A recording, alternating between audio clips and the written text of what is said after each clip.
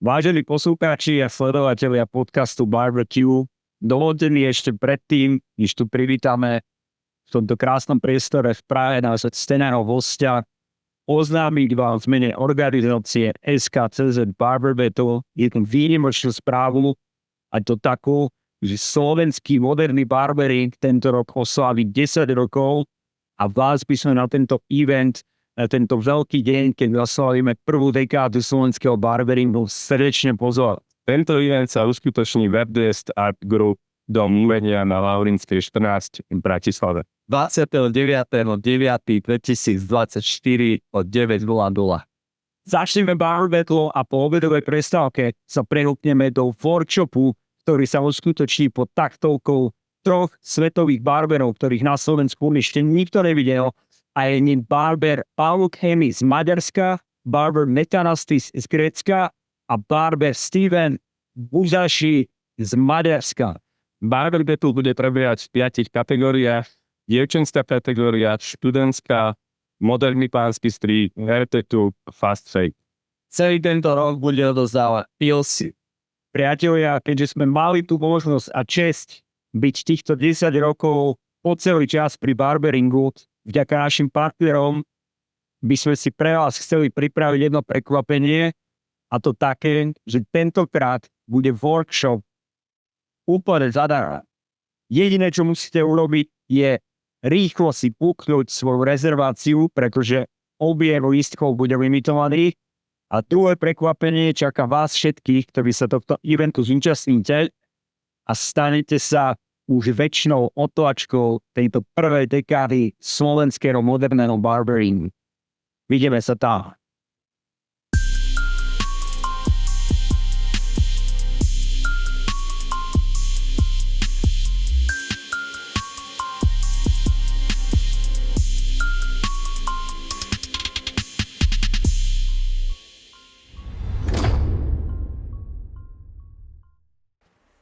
Milí poslucháči, milí diváci podcastu Barbecue, ktorý je určený pre barberskú komunitu, nastal tento vážny deň. Ja sa úprimne priznám, že od prvého dielu som sa tešil na tento moment, pretože dnes privítame vzácneho hostia a tým je Lakiro Skatos Braško. Ahoj, děkuju, vítejte, dobrý den.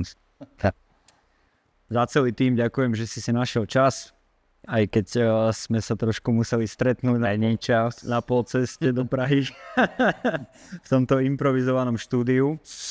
Povedz mi, aký máš deň a ako sa cítiš dnes? Ještě mi neskončilo. Jsem teď dost v tréninku a v pátek mám ale vždycky nejlepší den, protože mám vždycky ty samý klienty, víš. Mm-hmm. Každý týden jsou ti samý. 5 klientů, co vždycky ostříhám těch 5, jako a vím, že už je klid, jako a mám celý prodloužený víkend, jako vždycky mám prodloužený víkend. Čiže pondelok nič. Já jsem si udělal prodloužený víkend už rok, to mám takhle. OK. Nechci stávat v pondělí, jako sice stávám v 5:30 každý den, ale nevstávám do práce jako všichni smutní dojevaní. Tak já to mám, zjistil jsem, že mám svůj svět a jen si podle sebe, jako víš. Good. Takže mám se výborně, díky, začíná mi prodloužený víkend. Fajn, to sa možno ešte trocha v tom tvojom bežnom dni viacej porýpem, alebo sa ťa na ňo budem viacej pýtať. Poďme teda prejsť na moje otázky, ktoré mňa osobne zaujímajú a snažil som sa ich koncipovať tak, aby sme sa povenovali aj ľuďom, ktorí sú na scéne rok. Ja som rád, že dozrel ten čas až teraz, kedy si sa stal, to je vlastne nejaký už 25. diel, ak sa nemýlim. A malo to svoju chvíľu, pretože teraz je to publikum dostatočne nahustené, povedal by som, že to sleduje nejakých 1200 barberov, akože opakovaných, čo je výborné. A niektorí ťa poznajú, väčšina ťa pozná, tak sa nebudeme úplne rýpať v tom začiatku ako takom, lebo ten podľa mňa väčšina pozná, alebo takéto predstavenie. Ale snažil som sa tie otázky postaviť tak, že aj tí noví ľudia pochopia, aké miesto v tejto histórii československého barberingu máš. Tak poďme na moju prvú otázku. Aký vplyv na teba mala teta Boženka. A čo v tvojom živote znamenal tento človek? Teta vychovatelka z děcaku, myslíš? Tetu Božínku. Tak to byla taková maminka, jo. My jsme měli 3 tety. Ta teta Boženka byla spíš na to umění, tam mě právě dala na to houkadeřníka. 3 hlašky mi dala ona, já jsem nechtěl. Já jsem chtěl být kuchař. A ona byla i tím uměním, že to malování z keramiky, tváře jsem dělal, chodil jsem na takovou uměleckou školu po škole normální, jako základce. Tak jsem chodil ještě na uměleckou školu díky tetě Božence právě. To som nevedel. Právě během covidu, jak jsem jí maloval nějaký ty bláznoviny, tak to bylo jako díky tomu, že jsem to vlastně uměl a dělal, jenom jsem neměl čas. Ale covid byl čas. Takže teta Boženka byla právě taká ta mamka a teta Zuzana Kracíková byla zase plavání, sport, vytrvalecké běhy jsme hodně běhali a byla taká ta razantní, že máš cigaretu, facka, hned končíš. Jako. Byla tvrdá hodně, takže po nich mám něco vždy. Po nich mám také to cítění a tak, citlivost, po nich mám zase takovou tu tvrdost. Je to človek, o ktorom by si mohol povedať, že vďaka nemu si prvýkrát niekoho ostriel? Alebo... To ne, asi. Já už jsem prvně stříhal na táborech děti z děcáku a to bylo jenom jednorázovkou. Život dělal jakože ostrůvek a tou žiletkou jsem udělal jenom třeba 1 čáru kolem, jakože to byla blbost, ale my jsme byli z toho hotoví. Playboy Králíčka jsem si taky uměl udělat tou žiletkou, takže takhle jsem začal v těch 13-12 letech blbostky a pak začal ten strojek s tou tetou Boženkou, protože já furt jsem se přebarvoval já sám sebe. Kartačkem na zuby jsem si dělal všelijaké. Mám i fotky, jakoby, jak to vypadá, ti to pak můžu představit. No chodne, rádi, keď to se vydáme. A ona měla ráda, jakože, měl jsem to zakázaný, ale mně se líbil v té době Dennis Rodman, jako jak každý týden chodil jinak a byl jsem tmavý, hezký kluk s vlasama, tak jsem šel na bílo celý, hned facka od ředitele, co si to dovolíš. Okay. Jako, a tak nějak to procítila, proto mi dala ten strojek i ty přihlášky, jakože měl bych zkusit nějakého stylistu, jakoby, no, když už mě to bavil ten styl, víš. A čo povedala, kedy si s ňou bol naposledy? Tyjo, teď ještě letos jsem s ním byl, jako no. Ako to vníma, tento skok? Jsou pyšní hodně, no, jako jsem jedinej a mám z toho normálního synu, že jsem to takhle i dá se říct dokázal, jako že jsem fakt normálně, jako nedělám problémy nic, jako jsem bezproblémový kluk, sice vypadám, jak vypadám, ale jsou hodně pyšní, jako já taky. Pecka. Dostala dotykový telefon na Vánoce minulý rok, aby mě mohla sledovat na Instagramu. Ona nevěděla. Koľko má rokov? Ty vogos, tak 80 třeba, oni jsou staré už jako hodně, no. OK, fajn. Na Vánoce tam zase jedeme. Chodíš tam pravidelne? Každý rok už 5 let v kuse, no. Sledujem to. A ona je ešte stále súčasťou toho, Ne, už je dalo. Oni je vždycky zavolají, protože přijedu já, tak je tam chci mít, teď tam přijdou taky jako. Je celý rok jsem vzal Rytmuse tam. Ja, to Co bylo úplně jako, že pro mě úplně emočně, jako tak v životě jsem, kdyby tam byl Rytmus v době, kdy já jsem tam byl, tak já bych se šílel, víš co myslím, ne? Že ty děti nemají šanci se dostat na koncert Rytmuse a tak. Ale on šel se mnou, ty vole. Já furt jsem takovej dost pokorný v tomhle, víš, jako, že mě dal do toho albumu a i tebe tam dal, víš, jako, že to cením strašně, že nevím o tom vůbec a najednou bum, pinčo, laky, keď si definoval s tím, co ti jebe, jako víš, že to strašně uznávám a pořád jsem takovej, že furt stejně při zemi, víš, i když bych si mohl dovolovat zas ten starý laky, kdysi co byl, taky ten drsnej, nebral si servítky, tak už to není jako. OK. Presne viem ten pocit, lebo ani ja som o tom nevedel, že sa tam plánuje takéto nejaké spomenutie ľudí a je to flash. Áno, na tej hudbe vyrastáš ako mladý chalan, je to vzor pre väčšinu frajerov z Československa, to nazvem, a odrazu si na albume. Že wow, frajerina, no. Cítil si vďačnosť, keď si to počul, že povedal si, že ty kokso, že toto je história? V tu chvíli ani ne. V tu chvíli jsem řešil, jak to řek. A jako procítil jsem to, jak to je všechno myšleno a i. Takovej jsem detailista spíš a pak jsem určitě volal a poděkoval. Jako to, já jsem dost takovej, že když máš narození nebo něco, tak bys aspoň měl zavolat a ne napsat trapárno, víš, takže vždycky jsem takovej, že volám Paťovi já na tyhle jako aktuality, víš. Super. Nejsem takovej ten, nemám to rád. Ale málo si voláme. Teď jsem trošku diskret, nechci si nikým volat už. Good. Jsme tady poprvé a naposled už. Nejdu do žádného podcastu. Tak si to vážte. Stalo to veľa hodín cesty. Hodně potu. Jo. A prvý barbershop v Čechách, ak sa nemýlim, bol Thomas Barbershop. Je to tak? Oficiálně ano. Aký príbeh máš s týmto miestom a s jeho zakladateľom? Tvojimi slovami. Jako příběh přímo mám říct. Áno, že ako sa ťa týka toto miesto a akú skúsenosť alebo aký príbeh máš s Tomášem Tak zkušenost mít, jo, Tomáš Kožíšek. Tím ho zdravím, pořád mu říkám šéfe, protože mám rád mít nad sebou někoho. Československu prvý. Tak? Určitě, je to tak. Ze dřeva old school styl. Okay. Feed and Hill Kolinská tam byla jenom, to s tím vy děláte teď vy, že asi? Jo. Tak to si představ, že už v té době měl jenom Truffy and Hill. To malo vychytané. A jako i drahé to bylo všechno. My si pamatujeme, jak jsme točili peníze hlavně na tom prodeji Truffy and Hill a my jsme to měli píču, 50 korun. A dneska je Truffy and Hill aj v Prahe. Já vím. Ale no, dobre, vráťme sa, to je 11 rokov. To je 11 rokov, možno 12, kedy Tomáš Kožíšek založil prvý barbershop Československu. První mě odmít.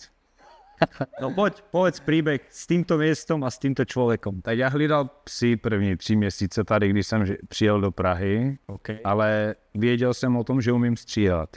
Měl jsem ty svoje Jaguar noštičky ještě z učňáku a nějaké ty efilačky a blbosti nějaké malo, jako věci jsem měl. No a teď jsem si našel na internetu přes tu jednu Reginu, nevlastní sestru, jakože pánské kadeřnictví. Já jsem chtěl být vždycky pánský, ale nevěděl jsem, že tady je holíství a barbershop. To já jsem v té době vůbec nevěděl, co je barber. Jako. To bylo jenom anglický holíč, jako víš. Ale ta angličtina tady taky před těma 12 lety jako vůbec jsme to neřešili, jako že fade a píčoviny, vůbec jako jsme tohle nemluvili, jako jo. No a teď jsem tam teda přišel, ale jak mamla úplně, víš, jako tak je ještě nedozralé, jakože dobrý den, já jsem Lukáš z Opavy a chtěl bych tady stříhat. Že počkej, prepáč, preruším, 12 rokov naspäť si mal koľko? Tak 35 mi je, tak OK. 23. 23. Jo, ale tak byl jsem jenom z Opavy, víš, a to jsem ty 3 roky poslední byl na ulici v té Opavě, takže jsem byl úplně taky bezďák, vole, ze zkušenostma ulice, ale ne jako, že pičo mám někde stříhat, zaměstnaný, vůbec jsem nikdy nebyl zaměstnaný v té době. V Nováku, tam jsem vydržel 4 hodiny a zmiz, vole, jsem nechtěl být v Nováku v mrazu, víš co. OK. No a tak jsem tam přišel, řekl jsem zdravím Opava, stříhal jsem hadačíka, pičoviny, ale zajímavé plno, díky, naschle. A otočil jsem se a šel jsem, ale nebyl to můj sen, jo, nebral jsem to jako, že tam chci dělat. Prostě jsem jenom potřeboval nějakou práci a nehlídám furt psy, víš. OK. No a hned vedle byla restaurace u Rumpalu. A tak jsem se šel zeptat, a jste řízí tam a tam mě vzali jako čišníka. No a ten šéf, majitel Kožíšek tam chodil na obědy, takže mě viděl, jak makám.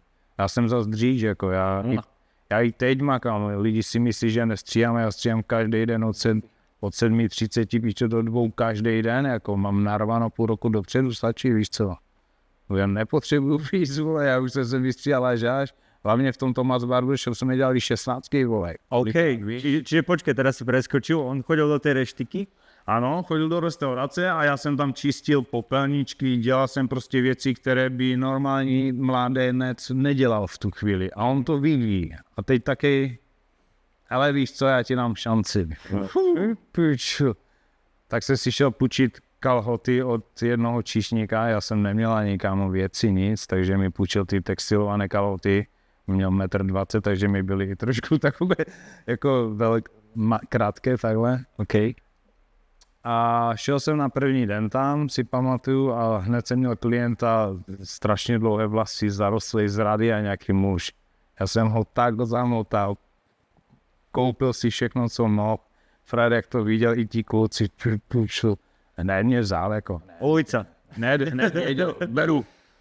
Tam byl nějaký školící manažer, ten Bilal, Turek, masáž školil a takové věci, ale já jsem už ho přebyl za 3 měsíce, protože jsem to okoukal a udělal ještě lépe, že moje masáž hlavy, to nikdo se nechytá. To jsem Já zažil. už spávám, To jsem víš. zažil. No, nemůžeš už si asi pamatovat, teď to beru ještě víc poctivě. Nie, ty si to robil aj s takým tonikom, nie? S březovou vodou. Áno. To bola pecka. Takže to procíťuju, teď to dělám ženským doma, jenom tak, víš. Aby bylo. OK, čiže... Takže mě vzal, dostal jsem tu košíli, Thomas Barbershop, za něj jsem byl úplně šťastný. Uniforma, jo? Jo, mám to rád, jakože takhle, abych trošku zas na jinou stranu, vědět, co je podnikání, tak bych radši zůstal zaměstnaný a být v tom týmu a bojovat, kdo je nejlepší v týmu. To mě nejvíc bavilo, to mě nejvíc asi posouvalo. Teď mě to už to je spíš, že se starám o svůj tým, víš. OK. A je to škoda, že už měl jsem tu soutěž v život vždycky, že zničím vás jakoby v nějakým stylu, víš, a ty kluky, ty kolegy, že jsme, kdo má největší tribu, no tak pičo já, víš, a prostě to mě vždycky bralo, teď už to tak není, jako, no, co je škoda. Je to... Dobre to hovoríš, lebo súťažiť v rámci kolektívu je súťaž ako taká a súťažiť ešte v podnikaní, to sú dve súťaže naraz. Alebo... Chápem, čo chceš povedať. Že Chybí mi ta soutěživost i klidně s mýma kolegama, ale jo, to nejde, víš, já dostanu za stříhání 10 000 a co jako oni musí stříhat celý den za 12, víš. Súťažiť so šefom je také. No ale já se neberu, jako jsem tam šéf, ale jako nechci už být takový, jako úplně to je jiný, už ta doba je úplně jiná, jako už to okay. Tak, jak to bývalo. No, jsme skončili? A prišiel by som do bodu, kedy si od Thomas Barbershop odchádzal. To jsem odcházel do Plzně, do Kavalíru. OK, to je úplně nové. Přijel právě Kavalír za mnou na sídliště do Kobylis. V takém ještě rozeplém tričku, tam byl s Patrikem Egrem, s Paťou, čau Paťo. A tam se mě zeptal, jestli bych s ním neotevřel na půl salon. No a já, jelikož jsem byl taky, ten konec v tom Thomas Barbershop nebyl dobrý.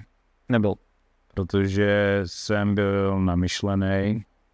Zažil jsem si prostě přesně to, co zažívají ti noví holiči, že vystříhají párkrát něco, dostanou 1000 do kapsy a už si myslí, bůh co, víš? A takovej jsem byl i já, jako jo. A fetoval jsem v té době taky nějaký blbosti a bary a blbosti, takže spíš Rock and roll. No, OK. Tak v tu chvíli on mě nějakým způsobem čapl a abych se vylečil z tady ty noční party, tak jsem se přestěhoval do Plzně s ním jako na rok a půl. Že vnímal si to, že potrebuješ z toho veľkom mesta aj odísť. Jo, zkusit si jako a dokázat zas něco otevřít v jiném městě a poprvé vlastně jsme to zkusili, že Ak tu máme teraz nejakého poslucháča, ktorý je možno v tejto etape života, lebo tí barbery sú hodne mladí, majú 22-23 ako ty vtedy, kedy bol taký moment, kedy si povedal, že do piče takto žiť nemôžu? Kedy si to povedal? já to mám těžší, ale víš, to jsem si povídal i v děcaku. Že bolo tých momentov viac, alebo teda tých témov. Ne, tak seš v momentu, že seš na výletě ze školou a já jedinej jsem ten bokem a nemám ani na park v rohlíku kam. Tam jsem chtěl, já se chci zabít, píčo, protože to je trapný, vole. A nikdo mi to nenabít. Prostě měli v píči všichni úplně, víš. A všichni od rodičů, vole, lízatka, píčovinky, jako dostali penízky, i ty svačinky, jejich píče, co já jsem dostal loupak tvrdý, že tě s ním rozbiju, vole, jako víš. A jako to máš na školu, vole, jako nevím, to jsem necenil, ale na to nemám jak odpovědět, víš, těch situací. Zaujíma ma teraz, ak tu je nejaký posluchač, ktorý je práve v tom, že si ľúbi cez víkend zafetovať. Dá sa podľa teba tak dlhodobo žiť? No vůbec, jako. Ale zase já jsem zastánce toho, každý by si něco měl zkusit, víš. Neříkám všechno, a taky jsem si neskusil všechno, jako heroiny a tyhle pičoviny v životě bych si nedal. Ale zase, když jsem na Mejdanu, já nepiju alkohol vůbec, jako víš. Tak já si radši dám něco jiného, ale to už taky není. Už přes 8 let jsem úplně čistý, jako vůbec, jako nic. Nenávidím kuřáky, kámo. Ke mně do salonu to vidíš před salonem, jak se musí vydechávat, ať je necítím. Fakt jsem agresivní na tohle, jako. A respektuju to dost, jako, že vidíš ty klienty, jak jo, v klidu. A on tam musí ještě další 2 minuty být a vydechávat se. To neskoušet a tak můžete.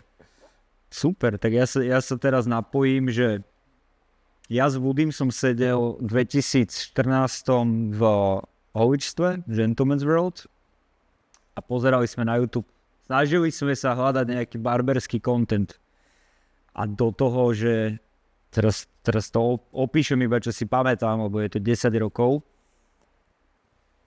Chlapec v koženej vestičke, nejaký čávo na Harlejke donesol cigáry, doutníky, začal a hovorím si, že čože, to je v Čechách. Ja som o tebe v živote nepočul predtým. Čiže si hovorím Woodymu, že kámo, že existujú. Tak... Já jsem začal už zlém, ale už jsem ho i v klipu byl před Áno. s Leo Beránkem, no.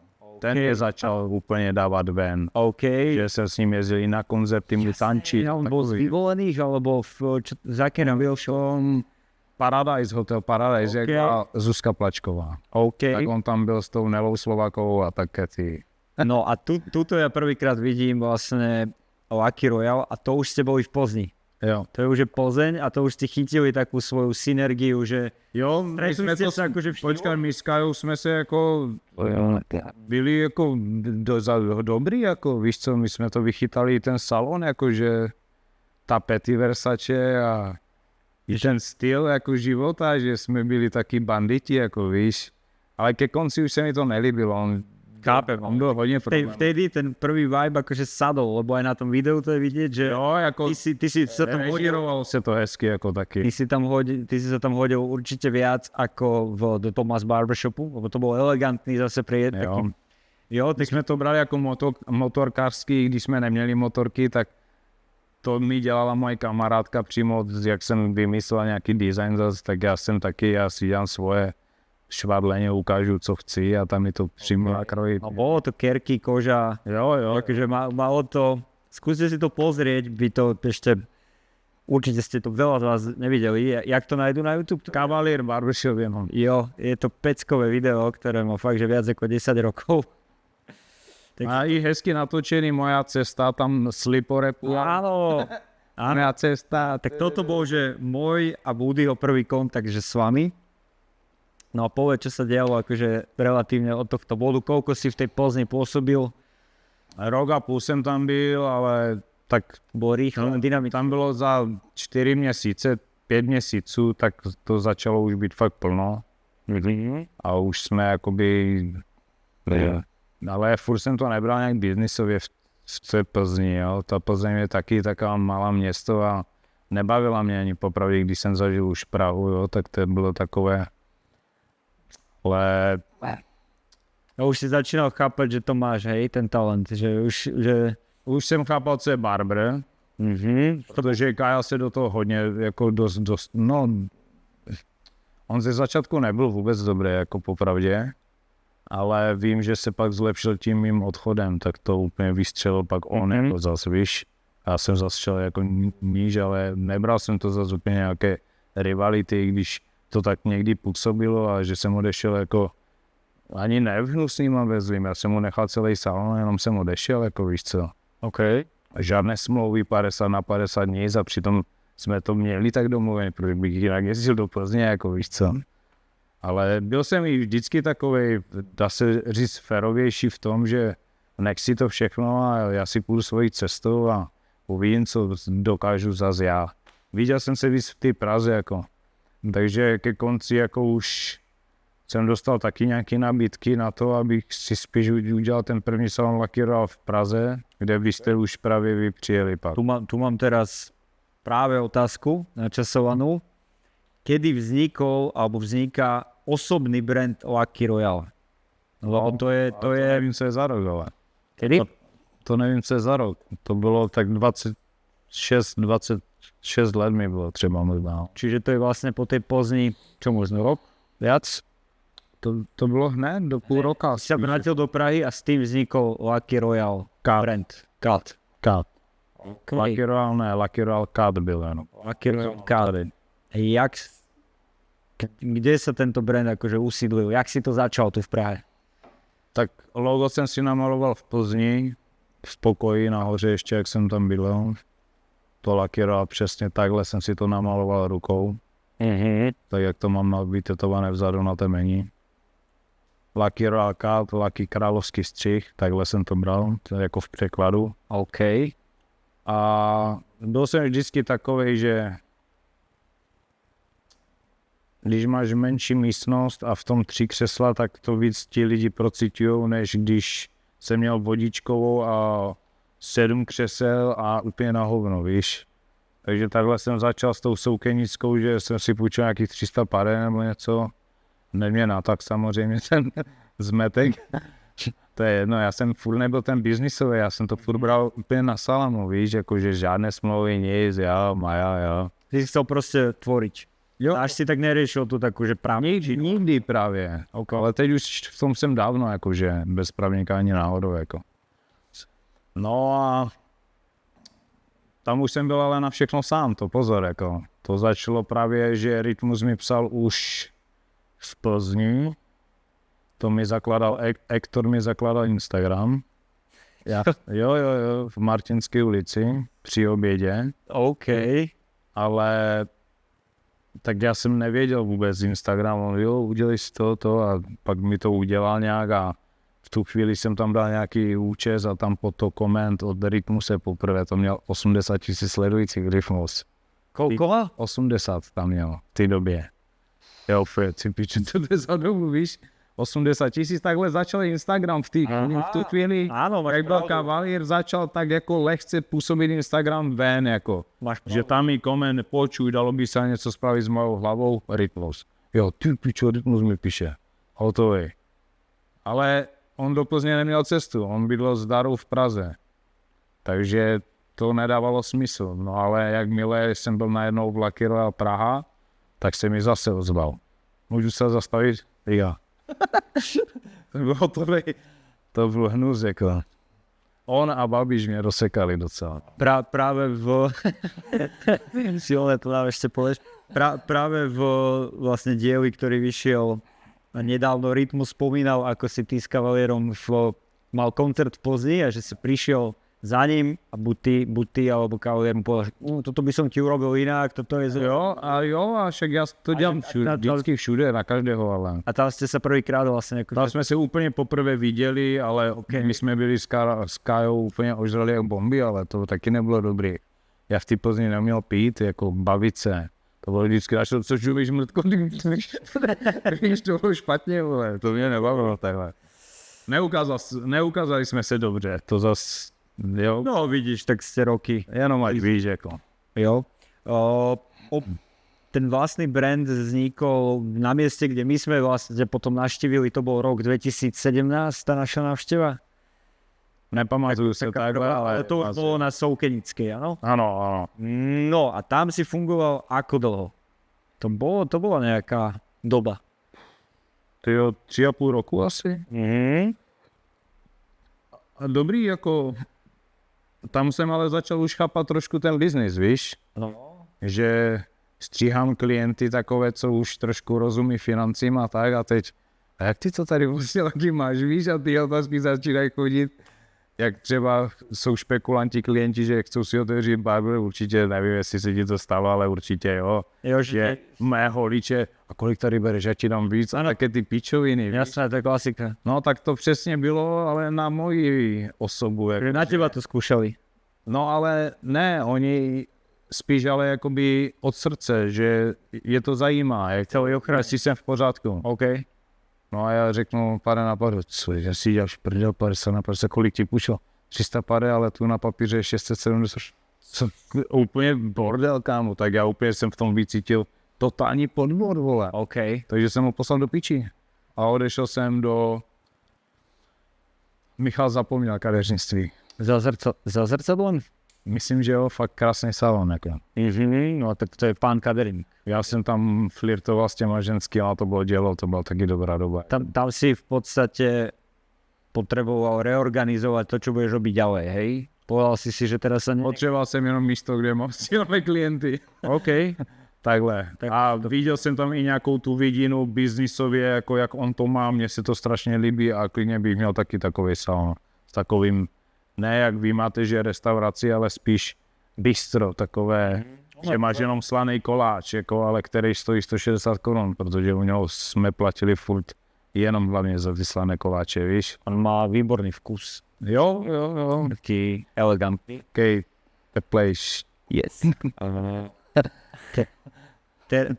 Teraz tá Soukenická a celé to, tak tam si už akože musel cítiť, okrem toho, že si sa naučil strihať, že si pochopil svojmu talentu a že si sa už začal akože biznisovo orientovať v tom, že to ti neprišiel ako dobrý deal, čiže už si rástol, ale tam si už musel určite evidovať, že začínaš byť že populárny.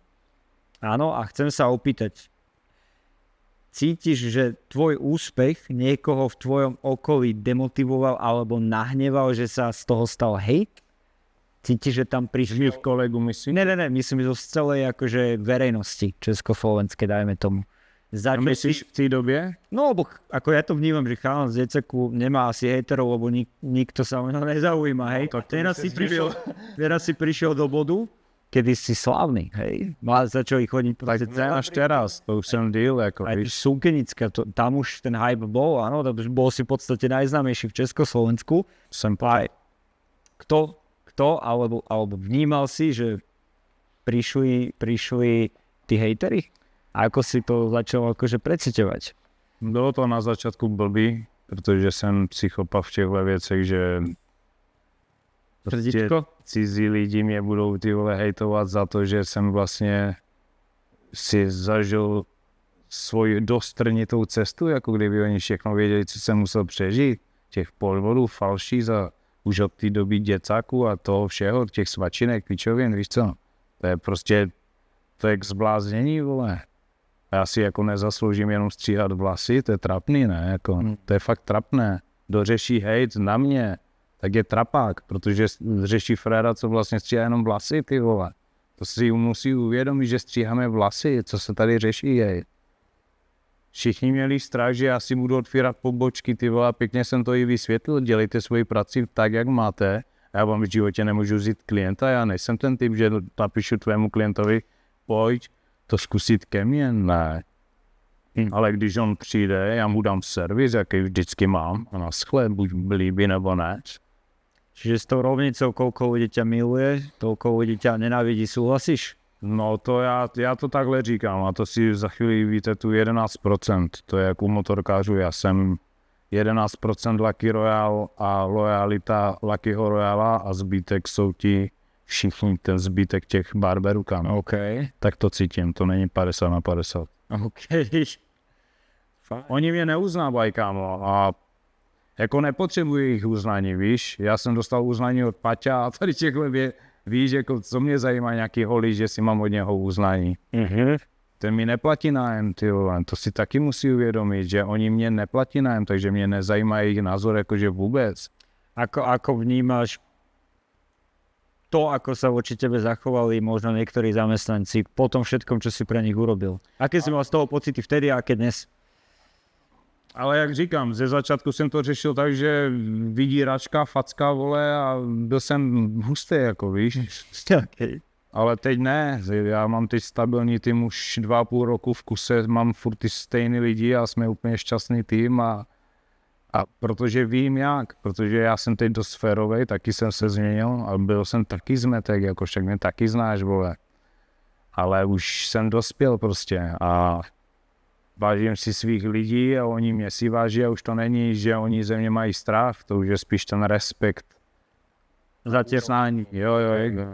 A díky tomu oni mají hlavně narvanou díky mně. Oni to taky ví, že už jsem zažil, že mi odešel nějaký olič a myslel jsem, že budu v prdeli vůbec, ještě dvojnásobilo a že nebudu je jmenovat asi jako jo, ale třeba ten z toho Havířova, ten talent, víš, ten ušatej takovej, nevím, barber, co mě vyzýval, pičo, do zápasu, ty koko. Frár, pičo, ani neuběh nikdy 100 metrů, ty pičo, a mě bude vyzývat. Mám 1,20 m a 2metrové uši, nevíš? Fakt nevím. A to je jedno, tak prostě, to je přesně ono, on je talent, jo. A já byl tvrdý na něho, ale jak otec, ty vole, protože on jako nevím, jestli má tatu nebo ne, ale nechovali se k němu tak, jak by měli. A já jsem to bral vždycky jako od srdce. Moje bílé holíče jsem dal úplně stranou, on byl Romák a věnoval jsem se jenom jemu. Bokem jsem mu dával love, ať se má dobře. Mě podved, ty vole. Víš? A nakonec mě ještě vyzývá a nakonec píčo ze mě špíní, že jsem bůzík, vole, laky oral a také ty keci, vole, víš? Ale přitom on ví, že když se mnou mluví, tak skolabuje, vole. A to taky vždycky bylo, tak jako zbytečný, víš? A to se kedy stalo? A však nedávno, to bylo v únoru třeba.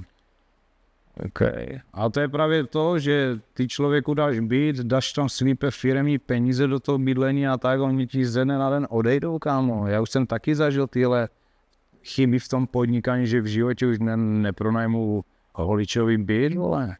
Jestli chceš u mě pracovat, buď dospělý. Zařiď si byt. 12 roků. Já bydlel u Tomase, počkej, já jsem skončil i na ulici, jak jsem byl v Tomas Barbershop, kámo. Tam mi dal školu zase ten Tomáš Kožišek, že mě nechal v pradelně spát, On mi nedal na hotel, když jsem měl vystříhané. Mohl mi dát dopředu, vole, by si pronajmout. Ne, tak jdi tam. Já tam mezi ručníkama na ručníkách přikrytej s ručníkama, kámo. OK.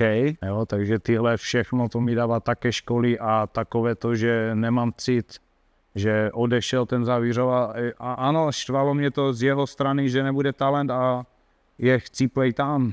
Nemá už ani salon, nemá nic. Štítek si koupil, nemá na něj, víš. A je to škoda, ale byl fakt talent, vole. A proto mu to dám pořád sežrat, kde je salon, kámo? Kde máš salon, ty vole? Kde máš tu živnost, o které zbytečně píšeš? A oni se mnou jdou soupeři, ty vole, já už jsem v důchodu skoro, ty vole, víš co? Mě mají líbat nohy, ty vole. Mal si niekedy z toho väčšie nervy, keď sa taká situácia stala ako dnes? Cítiš, že už za tých 12 rokov? Mně jde spíš o tu odpověď. Když jsou drzí ještě, tak mám nervy a normálně jsem pořád starý laky asi, jako jo. Keď treba, tak Blbě odpovíš, tak já ti tak blbě odpovím, že to je fakt že už kolabuješ, jako. tu sa mi hodí jedno príslovie. Nerecituj básne niekomu, kto nevyzerá ako básnik. A vyťahni meč na toho, kto na teba vytasí meč. Já nemám meč a... Jo, ale chápeme. Jo. Ako vnímaš to, že sa v podstate z remeselníkov, teraz myslím barberov, stali influenceri? To je ruza. Já nejsem influencer. Ako to vnímáš? Ty mě bereš jako influencera? Viděl jsi mě promovat nějaké věci? Třeba? Všiml si z toho? Asi influencer. Asi, keď si preložím to slovíčko, že influencer, to je asi človek, ktorý niekto vplyvňuje, alebo má vplyv. Jo, tak to zas... Tak svojím spôsobom áno. Hej, ale povedz mi skôr, ma zaujíma ty, ako vnímaš, že my sme remeselníci. Napríklad sme to isté, čo, neviem, jak sa po česky povie, ale obuvníci. Švec. A teraz si predstav, že nejaký Švec si začne budovať Instagram a dávať, že ráno ide Top, miluju to. na Land Cruiseru proste do fitka, že po obede ide šiť boty. A v tom barberingu sa to stalo extrémne normálne. Tak mňa zaujíma tvoje... Tak, že já spíš bych to pojal tak, že jsem byl spíš ten první, co se toho nebál asi, jako. Jako, já jsem začal ukazovat, dá se říct, můj den, začal jsem ukazovat, jak vařím, začal jsem ukazovat, jak stříhám. Ty videa, co dělám, tak to si dělám všechno sám. Dávám do toho své hudby, úplně jsem natěšený z toho. Nesleduju už vůbec čísla, protože už jsem si taky dokázal strašně milionů sledovaných, víš. Že už to není o, jak repeři, jak si rapoval, že tam už není o tom, jako, že to dáš pro lidi, aby to co nejvíc lidí vidělo, ale pro svůj pocit, že to chceš dát nějak ven, víš, tak takhle ty Reelska taky už dávám i s tou hudbou nějak fakt do sekundy přímo stříly.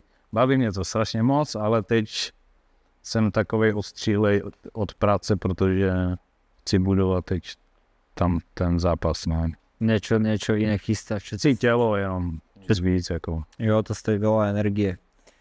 Čiže vnímaš to, že keby si to mal nejak ukončiť, tú tému, vnímaš to, že v pohode, že barberi buďte influenceri, alebo...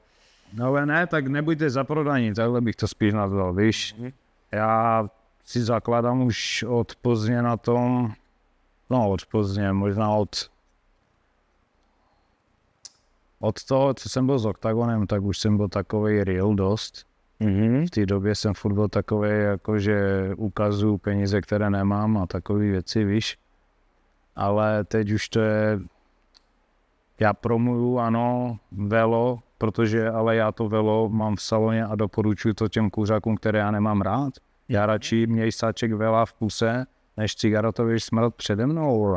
Proto hlavně tohle spojení mě nejvíc baví. A tolik kuřáků jsem předal na to velo, že wow, jako fakt, jako. Víš?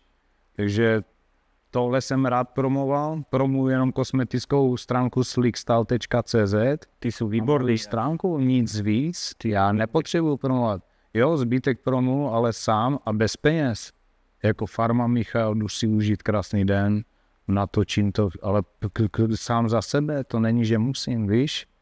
Takže si zakládám na tom, že buďte influenceři všechno, ale necpěte do huby lidem to, co prostě ani nejste, nebo nevíte, co to ani je, jako.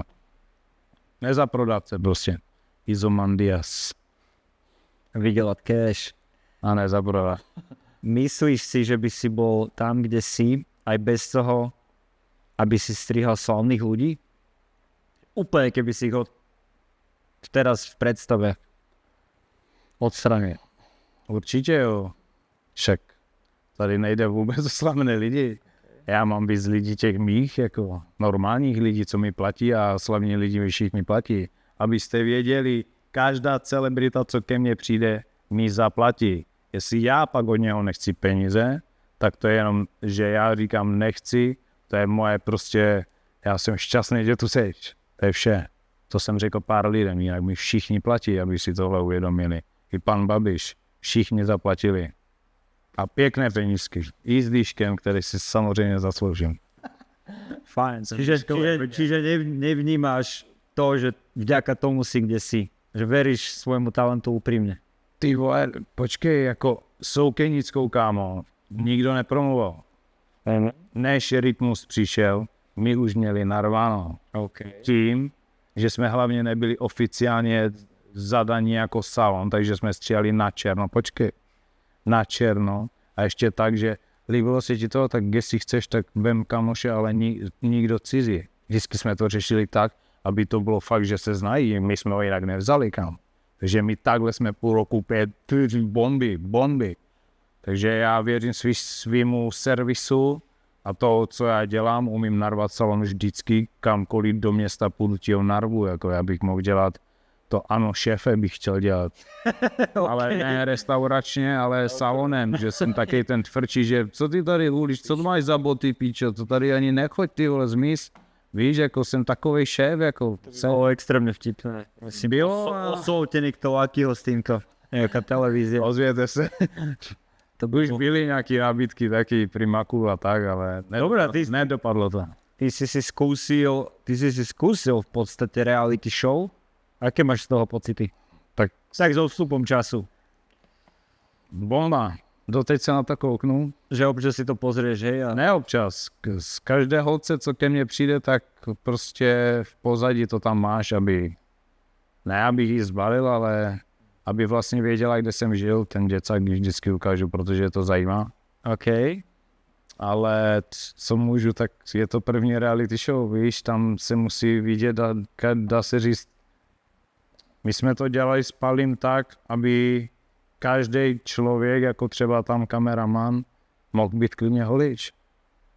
Tak jsme mu to ukázali, že Bálo byl taxikář a najednou je holič a má svůj salon, víš? Tak takhle to bylo jako myšlené, že jdem ukázat světu, že barber vlastně může být ten, jak se jmenoval ten? Reza? Ne, Vincent, ten, co neuměl vůbec stříhat třeba, ten, co nakonec odešel chudák, jako víš, tak ten pracoval kamionák zelenina a ovoce, kámo, víš co, a chtěl stříhat. A to byl jediný taky netalent, no, jinak jsme vždycky jako, já už ani neučím. No, keď sa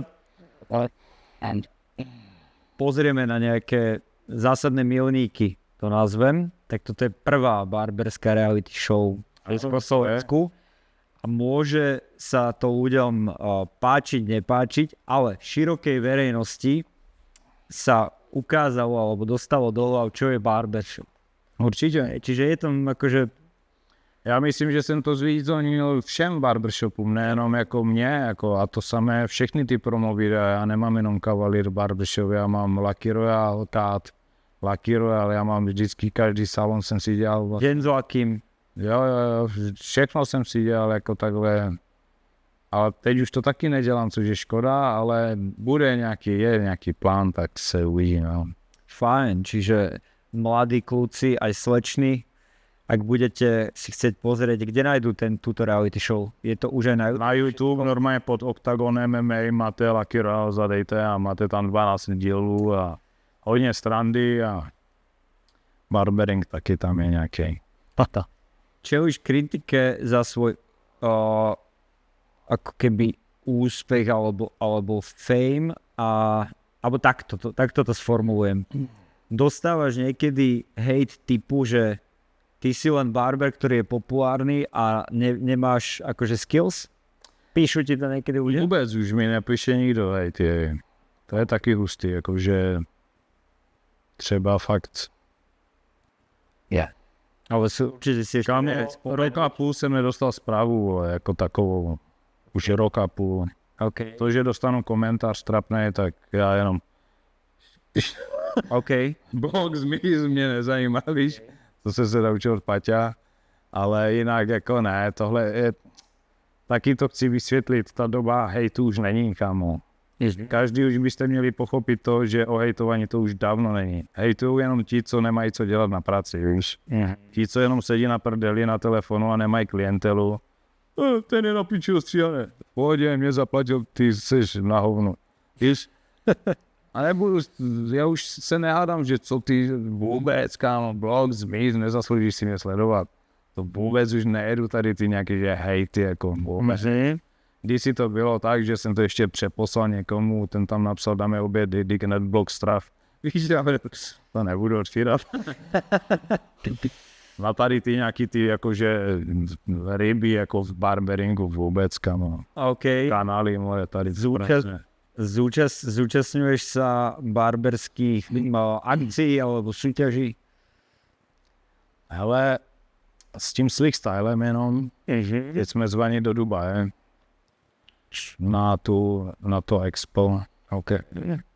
Chcou se mnou o spolupráci tam ten Hype Tonic v nějakém velkém stylu hodně, tak uvidíme, jak to dám s litaním. Nejsem moc typ teď na litaní. Ale jinak jo, tak já jsem ještě třeba nebyl na Barber Battlu a takový, ale já už jsem takový, že co já tam mám dělat, jako. Co já jako tam mám přijít a říct čau, nebo jako já už mám svůj život a mám svůj krásný býteček, na který se úplně teď už těším, teď sice ne trénink, ale víš, já už jsem taky pohodlnější, že to dokazování už nechám na těch druhých, ty jsi skvělý organizátor, ale taky bys nešel soutěžit, kámo. Nemáš právo jít jako soutěžit ty, protože já vás beru na tom Slovensku něco, jak já tady jsem, tak to bys měl být ty s Woodym a takový kmotříci tam a dělejte si, organizujte, ale soutěžit bych nešel už, jako my My bychom měli soutěžit třeba proti sobě. Víš, také zvláštní by to bylo, ne? Ty koko. Dáme.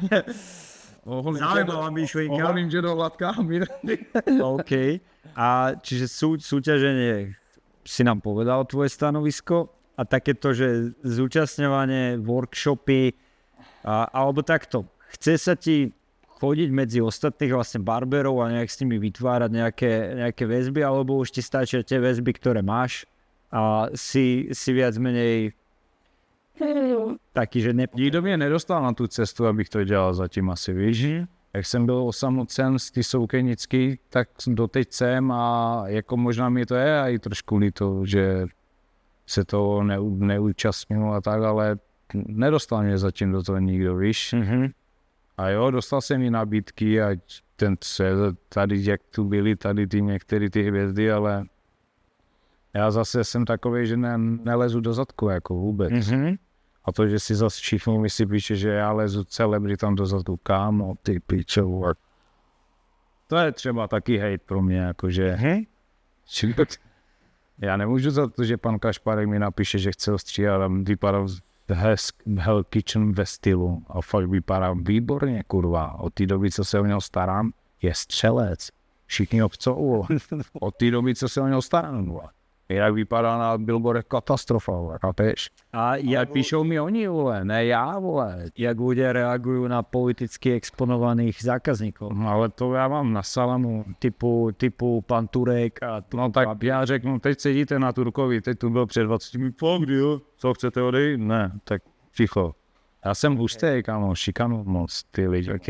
A ľudia akože takto na IG zvyknú sa vyjadrovať, že takto, ja som strihal prezidenta Slovenskej republiky, to vieš. Vím. A keď som si s ním dal fotku, tak som mal taký pocit, že ty koko, že mne zavolala prezidentská kancelária, že pán prezident chce ísť ku mne.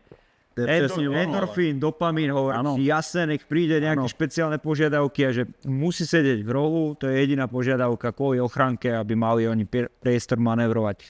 Ostrihal som prezidenta, hovorím, pán prezident, môžeme si dať fotku, môžeme. A ja, že ty kokos, toto keď uvidí moja mama, Videl som povie, to že taky. bomba. A odrazu, že hajzov špinavý, klamár, zlodej, pre Boha, už tam nikdy neprídem. A ja, že what? Čo je s vami? Ty koko, že ku mne prišiel Vzali ti tu natešenosť. Nevzali, ale bol som akože veľmi prekvapený z tej nenávisti, že nepochopili, z čoho sa teším, ale riešili svoj politický názor. Jo. V komentáru. A tak to bylo s Babišem, i s Turkem, to je s každým. Jako dneska už to nemůžeš, kámo, řešit, to je přece blbost, ty vole, to je, mě to nenaplňuje tady to řešit. Já už se nebavím s blbýma lidma, taky jsem na to přišel, že když si nemá s kým co říct, promiň, kámo, měj se hezky, vole, drž se a důlej, a vůbec, ty vole, i pár kolegů, že jak bylo u mě a čo, promiň, ale ty piče to nejde, ty vole, jako fakt, jako. Jsem rád za Babiše, protože v té době, jak on kandidoval na prezidenta, on tady, tak ho nikdo nenáviděl, kámo, taková špína, hej. Všichni na něho házeli špínu, mě to strašně vadí a byl vždycky ten ochranář těch šikanovaných dětí, vole, a těch slabších, ty vole, vždycky, i teď to mám vždycky, ty vole. Jdu do střely, skočím tam, nezajímá, vole, jsem blázen v tomhle, jako. Mne sa šielene páči tvoja hláška. Teraz neviem, či to správne vyslovím, že všichni něco mluví. Jak? Všichni něco mluví. Máš takovou vetičku? Ne, každý něco říká. Každý něco říká. To je silné úplně. Tak to je, no a teď třeba ten Babiš, tak tam jsem věděl, že strašně dostanu kritiky. A tam si to hned dal. Ale ne, počkej, já jsem v tu dobu měl i svůj vlastní popcorn sladký a tím jsem i vypromoval rovnou, tak přátelé, teď to tady dával a pojďte večer na komenty a tam pičo jeli, vole. Pak jsem se smál, jako já už to beru tak, jako kámo, mě neurazí ty zmrde černej, vole, skurvenej, zmrde chcípne. Nič sa se nerobí. Blok. Už neexistuje nič, čo si nepočul. No ty vole. Ale zas ta doba ti furt ukazuje, že pořád ty neuvěřitelné věci se pořád jako jsou, jako víš, že nechápeš věci, které se dějí a stejně se dějí, jakože jsou furt ti lidi tak blbí a tupí, bohužel. No. I v tom barberingu samozřejmě. O aký? Opýtam sa ťa teraz na najväčšiu ťažkosť v podnikaní, alebo najväčšiu sráčku, ktorú si musel riešiť proste v podnikaní. Čo bol fakt taký, že fuck up? Tak hnus byl to, že třeba ta soukenická mi bylo líto, že se odešla takhle a Fred mě pak dal ještě jako k soudu, že jsem mu ukradl značku, kamo lakíroval kat, ty vole. To bylo bezcenný strašně, ty pičo, to bylo pro mě úplně jako, že ty vole, to si děláš prdel, vole. Tak já jsem lakíroval, ty vole, už od pičo 15-14 let za slezankou mi tam piče někdo tak říká, ty vole, najednou pičo tady nějaký, nebudu říkat jméno, ale z Plzně frér, ty vole, to mě dostávalo, že tyhle pády mě On si urobil ochranu, známku na tú značku pod svojím menom? Přesně tak, To je typ... ale to jméno bylo kvůli tomu, že jsem měl exekuce na sebe, kámo, to byla domluva, vole, chápeš? Jo. A když se domluvíš, vole, tak prostě to domluvíš, ale on už v tom viděl něco jiného, tak To bola zapálka. byla, no. OK. Nakonec jsem to vyhrál, ale kámo, fakt nezdal jsem to vůbec, šel jsem proti tomu a vyhrál jsem to, takže mám tu ochranu, akorát ji nepoužívám, jako, OK. ale jinak všechno, co teď... Toto bol taký najhnusnejší bod. Pro mě jo, hej, to byla taká bezmoc, že piče to není jako, že si z něco vytvořil vlastně fakt vlastního, to, že jsem pak to prohrál v kasinu, to mi je už uprdele, jako víš co, tak já nějak žiju a prostě to je můj život, jako. Tak jak Mikulášek říká, já nejsem čokoláda, aby mě každý měl rád, vole, kámo, víš co. OK. Ale tak je to pravda, vole, víš co. Ale jak zase říkám, hejtujete mě, ale já stříhám vlasy, pamatujte si to, pivo. Who cares? A ako to máš s hraním? Ne, že hraní, ale nějaký ten fotbal tam ještě padne, jako víš, mám rád, jako že když se mrknu na Slavii nebo Spartu, tak když už se kouknu, tak to podpořím. Sadíš, jo? No tak proti tomu, abych, když už prohraje třeba Slavie v Evropské lize, tak ať mě to nebolí, tak aspoň vyhraju jakože něco, ale není to na to, aby si zbohatol, to už vůbec. OK. Ale akože tohto démona sa dá povedať, že držíš... Hele, já v kasinu nebyl, kámo, od zápasu MMA, jako od OKTAGONu, což je už 7-8 let asi, no. OK. To nemůžu, jako to nejde, já bych se strašně v tom styděl, jakoby, víš. Že máš to tak vyriešené v sebe, že... Jo, jako tak To ti nič dobre ne, tak počkej, gamblíme v práci všichni, ale kostky hrajeme. Nemôžete robiť. Co? Kámo, to sme... Ako MMG boli na hostovačke, hádam, pred 8 rokmi proste. A vtedy ste nás do toho vtiahli. Kámo, teď tu mám drobný samé a taky Pako jsem dneska vyhrál 2-8, myslím, víš? Strašné prachy sme prehrali v Prahe, lebo neviem, čo na nás akože skúšali, aké čary. To nebyli, to kámo všichni teď cinkli vůbec, vole, víš co? No, to je právě ono, že já tam spojuju i ty klienty tím, je to zábava, 200 nikoho nebolí, víš co? To není jako gambling, jakože dělej 5000 a všichni vůbec, vole, 200 nikoho nebolí, jdeme všichni a máš tam prostě pravidla Luckyho, mám i 11 přikázání Luckyho, víš, jedu si svoje prostě, nikdo mě nezajímá, jedu si svoje. A teď tam bylo to spojení, nás bylo 5-6, byl tam Patrik Nacher, politik, Filip Turek, politik, hrali jsme velký finále, on hodí 2 dvojky, což je fréřina, já součet 8 jenom, ale on 2 dvojky, jakože dvojice, a teď Filip Turek poslední 2 šestky vzal peníze, Nacher úplně dojebany. Víš, jakože to tam je úplně také soutěživost, i ti politici samozřejmě. Váš Matuš Valo třeba mi dluží ještě 10 euro. Pozdravujeme do Bratislavy. Primátora Bratislavy, Okay. 10 euro. 10 se eur. zvýšilo už samozřejmě nějakých procent. Ja súhlasím, že chlapci sa vždy radi hrajú. A vždy sa Ještě radi... kolo štěstí jsem vymyslel, takže tam mám ještě kolo štěstí. Zatočíš a já jsem tam měl všechno tak blbě napsaný, že vždycky vyhrál Salon nebo já, kámo. Tak Salon jsem byl já, víš, takže všechno bankrot a všechno jsem si spal do kapsy. Lucky vždy vyhráva. Jo. Prešiel si nejakými ťažkými stratami a ak áno, vysvetlí nám, že ako sa dá vyrovnať s tým, že si stále proste na očiach, že si populárny, ako sa vieš v súkromí s niečím takým vyrovnať? Že sa ti ľudia starajú o život do tvojho súkromia a riešia, čo by nemali riešiť. Ako sa toto dá zvládnuť? Tak nemyslím na to vůbec, víš, jako já už nejsem takovej, že mi někdo řekne něco a že jsem udělal špatně, tak ty vole, a co si z toho mám vzít? To mi musí říct Fred, z kterého mám jakoby, že to Freda obdivuju, když mi to řekne Richie, náš miliardář, jeden takový, co tady vlastně všechny billboardy, tak jako ten mi dal k narozeninám jen tak billboardy, víš, jako. A to uvidíte pak. A na ten billboard jsem dal nechoďte, máme full. Jsem si taky udělal takovou prasárničku, máme full, nechoďte a já tam selfiečko takhle. Kámo, šílenec jsem, bohužel. Okay. Ale byl to první billboard, tak proč ho nehodit takhle? Víš co, máme full, nechoďte. A bude jich prázdno. Ne. Ale proč to říkám?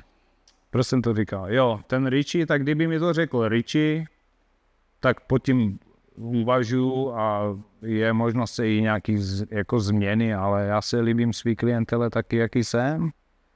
Jo, takže že mi to řekne nějaký cizí člověk, abych se měnil, no, tak to se nezmění, mě vůbec nezajímáš, ty vole, kdo seš, ty vole, víš co. A i to výkání, mě už musí výkat jako lidi, kámo.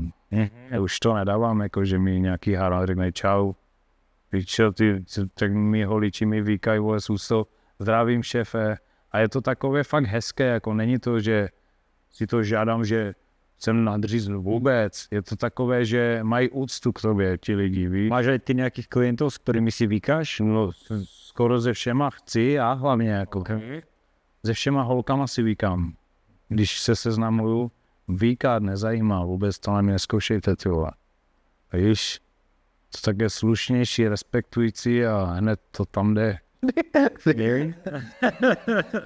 Pekné. Lucky. Mladé barberky, mladí barberi, aj skúsení barberi, tí všetci, čo sú teraz pri obrazovkách alebo na slúchatkách alebo na hocičom. Tvoj odkaz pre barberský svet v Československu. Stříhám jen vlasy. Ne. Odkaz, tak 100 lidí 100 chutí a podle toho byste to takhle měli brát. Jestli je holiství přímo pro košilkáře, tak nehejtujte košilkáře, ať tam chodí košilkáři. Je, klientela má, hip-hop spíš a gamblery. Politici? Co ne, tak to nemůžu zase brát tak, protože mám všechny vrstvy, hokejisty, mistři světa, víš. Z toho to musím podotknout, že jsem zažil konečně takový pocit štěstí a ten pocit ve mně byl tak 14 dní, kámo, co jsem měl. Hned jsme vyhrali zlatou tady a hned přišel ten Lukáš dostal, Červěs a ten Pasta a od té chvíle se mnou 14 dní táhlo vnitřně, co jsem vlastně dokázal, ty vole, že jsem byl úplně nadšenej z toho, kdo jsem vlastně, fakt poprvé v životě jsem byl takový, že jedu autě a jo, do píči, že jsem si zařval, jo, to jsem neměl nikdy, vole, víš, že i když jsem vyhrál zápas proti Molofovi vašemu, dostal jak pes, pičo, žádnej jo, pičo nebylo a nezajímá, vole, víš, ale tohle si pamatuju, jak jo, pičo, a tu zlatou medaili, pič, co ti je, to kámo se neděje nikomu, ty vole, víš, nezavíčte hlavně. Každý barbershop má svoje celebrity, svoji klientelu. Oni se k vám dostanou, když budete poctivě dělat, co máte. Umíte si ruce, to je pro mě nejdůležitější a čistit boty a končíte. To je tak odkaz pro mě. Milí poslucháči, za mňa a za hlavného partnera, ktorým je podujatie SKCZ Barber Battle, vám ďakujem. Ďakujem, Lucky, že si našiel čas, že sme sa mohli spoločne takto porozprávať a objasniť tvoj príbeh. Užívejte, ať se vám daří barbecue, nebo jak se tam barbecue a na viděnou. Šetriť obrazovky. Peace.